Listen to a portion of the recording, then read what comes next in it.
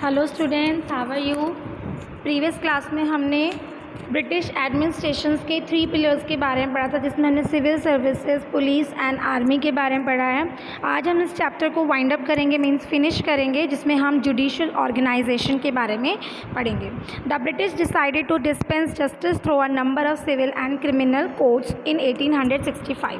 1865 में ब्रिटिशर्स ने डिसाइड किया कि वो सिविल और क्रिमिनल कोड्स जो हैं वो इंडिया में इस्टेब्लिश करेंगे।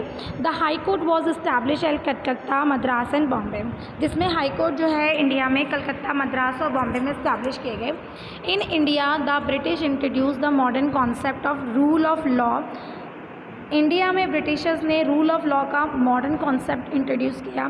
This meant that their administration was carried out according to the laws which defined the rights and duties of the people and not according to the whims and fancies of British authorities. कहने का मतलब ये है कि Britishers का ये मानना था कि भारत में वो जो भी कानून स्थापित कर रहे हैं वो कानून स्थापित करेंगे, एडमिनिस्ट्रेशन करेंगे, लेकिन जनता के जो राइट्स हैं उनके साथ किसी तरह से खिलवाड़ नहीं किया जाएगा। The British also introduce the concept of equality before law. साथ ही साथ ब्रिटिशर ने कानून की नज़र में सभी लोग समान है ऐसा कॉन्सेप्ट भी इंट्रोड्यूस किया था। This means that all the people are equal before the law. इसका मतलब क्या था कि कानून की नज़र में सभी लोग बराबर हैं, irrespective of their caste, religion, class, language and gender. चाहे वो किसी भी धर्म के, किसी भी जाति के, किसी भी भाषा को बोलते हैं या किसी भी जेंडर के हों, लड़का या लड़की हो। But equality before law was not always practice. लेकिन ये सिर्फ कागजी बातें थी, ऐसा प्रैक्टिस में इंडिया में कुछ भी नहीं हुआ। The European had separate courts and even laws, क्योंकि यूरोपियंस के लिए अलग से कोर्ट थे, अलग से उनके लिए कानून थे। In criminal cases they could be tried only by European जज। और क्रिमिनल केसेस में जो जजेस होते थे, अगर यूरोपियंस ने कुछ क्राइम किया तो उनके जजेस भी यूरोपियन जजेस होते थे, वो इंडियन जजेस उनको जो है उनका ट्रायल नहीं लेते थे। Moreover justice become expensive due to the courts fees, lawyer fees and expenses of witness. साथ ही साथ जो जस्टिस था, न्याय था, वो महंगा था, क्योंकि कोर्ट की फ़ीस पे करनी होती थी, लॉयर की फ़ीस पे करनी होती थी, विटनेस के एक्सपेंसेस थे। Court were often situated in distant towns. कई बार जो कोर्ट थी वो दूर दराज के शहरों में होती थी। Cases drag on for years, कई सालों तक केसेस चलते थे।